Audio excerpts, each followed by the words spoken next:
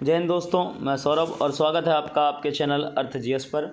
हम लोगों की करंट की सीरीज़ का अगला दिन अगस्त 16 की बात हो रही है। डे आपके कंटिन्यू 77।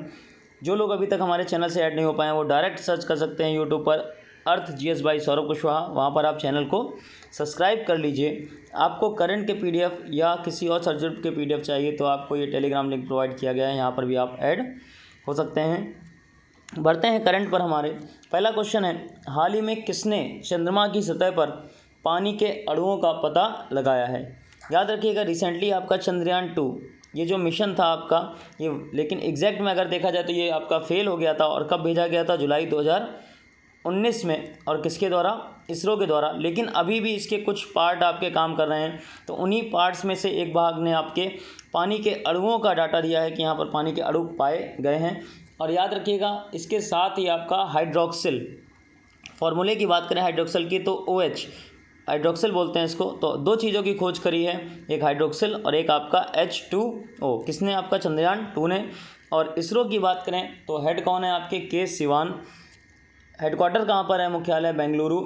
और स्थापना कब हुई थी? 15 अगस्त 1969। नेक्स्ट आपका question, accelerating India 7 years of Modi government नामक पुस्तक का विमोचन किसने किया? ये बुक का नाम है आपका। और पूछ रहे हैं किन्होंने इसको प्रकाशित किया, जारी किया। याद रखिएगा, जो आपके पीएम मोदी इनके दूसरे कार्यकाल, जो आपका 2 बार का लगातार कार्यकाल है, उसके बारे में उनकी जो उपलब्धियां हैं और उनके जो मूल्यांकन है उसके बारे में बुक आपको बताती है। और इसका विमोचन रिसेंटली आपके जो वाइस प्रेसिडेंट है हमारे देश के श्री M वेंकैया नायडू द्वारा किया गया है। नेक्स्ट है क्वेश्चन, इप्सा देश के पर्यटन मंत्रियों की बैठक का आयोजन किस देश में किया गया? याद रखिएगा, सबसे पहले ये जो इप्सा समूह है, इप्सा देश हैं आपके, इसमें 3 देश आते हैं, इंडिया, ब्राज़ील और साउथ अफ्रीका। मैंने तीनों का ही नाम लिख दिया है, I से इंडिया, B से आपका ब्राज़ील, S से आपका साउथ अफ्रीका। तो इनकी आपकी रिसेंटली बैठक हुई है। और बैठक की बात करें तो केंद्रीय पर्यटन मंत्रियों की हुई है। तो भारत के जो पर्यटन मंत्री हैं, नाम उनका जी किशन रेड्डी, उन्होंने इसकी बैठक की अध्यक्षता की है। और किस तरीके की है? याद रखिएगा, वर्चुअल बैठक, ऑनलाइन बैठक थी आपकी वर्चुअल। तो भारत ने इसका मतलब आपका इसकी अध्यक्षता करी।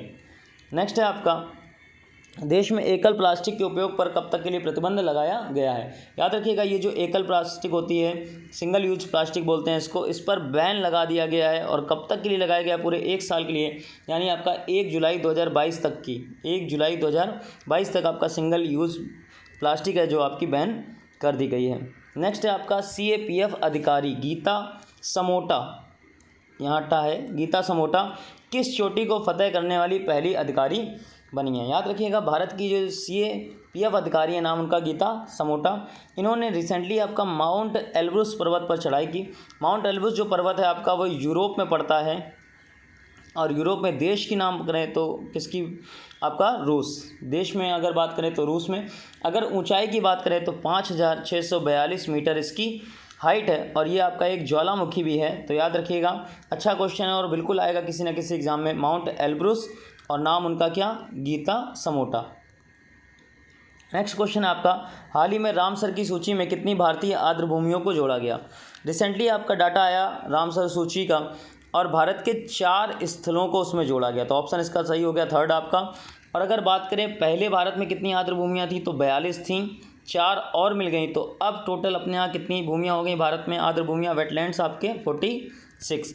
अगर नाम की बात करें तो 2 आर्द्र भूमियाँ गुजरात से जोड़ी गई हैं और 2 आर्द्र भूमियाँ आपकी हरियाणा, 2 राज्यों से, यानी 2-2। अगर गुजरात में बात करी जाए कौन कौन सी जोड़ी गई हैं तो पहली है थोल, नाम उसका थोल आर्द्र भूमि। और दूसरी है बांधवाना, नाम उसका बांधवाना। अगर हरियाणा की बात करें तो पहली है सुल्तानपुर, और इसका नाम आपने सुना होगा, राष्ट्रीय उद्यान भी है वहाँ का। और दूसरी है आपकी भिंडावा, नाम क्या? भिंडावा। तो याद रखिएगा, 4 आर्द्र भूमियाँ, 2 राज्यों से, गुजरात से 2 और हरियाणा से 2। और पहले कितनी थी भारत में? 42, अब कितनी हो गई? 46।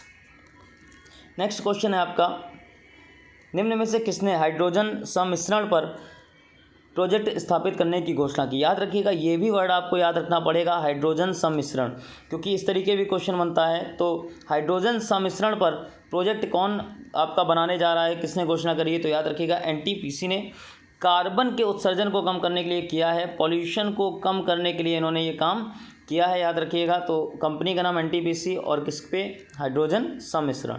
नेक्स्ट है आपका क्वेड ने वार्ता में किस देश को हाल ही में शामिल किया। सबसे पहले तो ये जो क्वेड समूह है ये टोटल 4 देशों का समूह है। कितने, 4। नामों की बात करें तो पहला बेटा आपका ऑस्ट्रेलिया, दूसरा है आपका जापान, तीसरा है आपका इंडिया और चौथा है आपका अमेरिका। ठीक, ऑस्ट्रेलिया, जापान, इंडिया और अमेरिका, ये चारों देश आपके 2007 में साथ आए थे और जिसने प्रयास किया था साथ लाने का वो कौन सा आपका देश, जापान।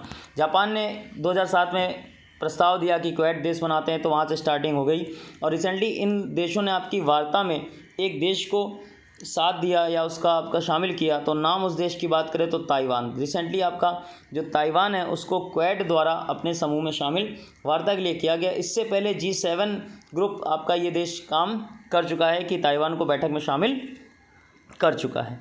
नेक्स्ट है आपका क्लीन सिटी ऐप निम्न में से किसके द्वारा लॉन्च किया गया। ऑप्शन आप देख सकते हैं NDMC, SDMC, EDMC और वेस्ट DMC, मतलब north south east west Delhi municipal corporation, मतलब DMC दिल्ली म्यूनिसिपल कॉरपोरेशन, और ये आपकी डायरेक्शन याद रखिएगा। रिसेंटली आपका NDMC द्वारा, नॉर्थ दिल्ली म्यूनिसिपल कॉरपोरेशन द्वारा ये ऐप लॉन्च किया गया है, क्लीन सिटी ऐप।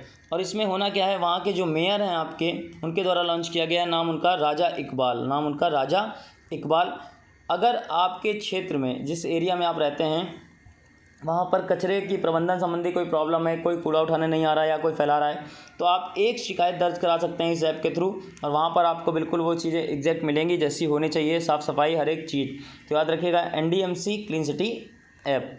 नेक्स्ट है आपका प्रधानमंत्री श्रम पुरस्कार की घोषणा कितने लोगों के लिए की गई। याद रखिएगा रिसेंटली आपका 69 ऐसे लोग, 69, जो आपके केंद्र सरकार या राज्य सरकार या निजी क्षेत्र में कार्य कर रहे हैं आपके, उनको टोटल आपके 69 ऐसे लोगों को प्रधानमंत्री श्रम पुरस्कार की घोषणा की गई है। अगर स्टार्टिंग की बात करें कि कब से इसकी स्टार्टिंग हुई थी आपकी, तो याद रखिएगा इस प्राइज़ की स्टार्टिंग हुई थी 1985 से। पहली बार आपका 1985 से स्टार्टिंग हुई थी। अगर बात करें कि इनमें कौन कौन से पुरस्कार दिए जाते हैं, कितने श्रेणियों में दिए जाते हैं, तो याद रखिएगा ये जो पुरस्कार है आपका बेटा, ये 3 श्रेणियों में, टोटल 3 कैटेगरी होती हैं। पहला है आपका श्रम भूषण पुरस्कार, दूसरा है आपका श्रम वीर या इसी को बोल सकते हैं श्रम वीरांगना, और तीसरा है श्रम श्री या श्रम देवी पुरस्कार। तो जो पहले वाली कैटेगरी है इसमें आपका 1 लाख की प्राइज़ मनी दी जाती है। जो श्रम वीर है या वीरांगना वाला है इसमें आपका 60,000 रुपये तक का नगद पुरस्कार दिया जाता है, और जो तीसरा वाला है इसमें आपका 40,000 रुपये तक का नगद पुरस्कार दिया जाता है। तो संख्या याद रखिएगा टोटल आपके कितने लोगों को इस वर्ष, 69। नेक्स्ट है आपका क्वेश्चन ऑफ द डे 77। आपको भारतीय इतिहास में किसी एक निर्माण कार्य और उसके निर्माता का नाम लिखना है। मान लीजिए आपने जो 2.5 दिन का झोपड़ा है वो लिखा, तो उसका निर्माण किसने किया। आपने लिखा बड़ा इमाम बाड़ा, तो किसने निर्माण किया।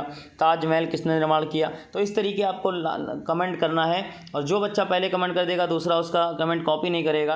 आप कुछ नया लिखिए ताकि आपका स्टैटिक का पोर्शन कवर हो, एक अच्छी सी लिस्ट आपके पास बन जाए। और इसे सब क्वेश्चन आपके पूछे जाते हैं, आप किसी भी एग्जाम के उठा के देखिएगा पुराने पेपर, आपको ये क्वेश्चन मिल जाएंगे। तो करंट के साथ साथ आपका स्टैटिक पोर्शन भी कवर कराया जा रहा है, और ज़्यादा संख्या में कमेंट कीजिए ताकि जो लोग आपका डेली कमेंट कर रहे हैं और डेली उस पर काम कर रहे हैं तो उनकी और हेल्प हो सके।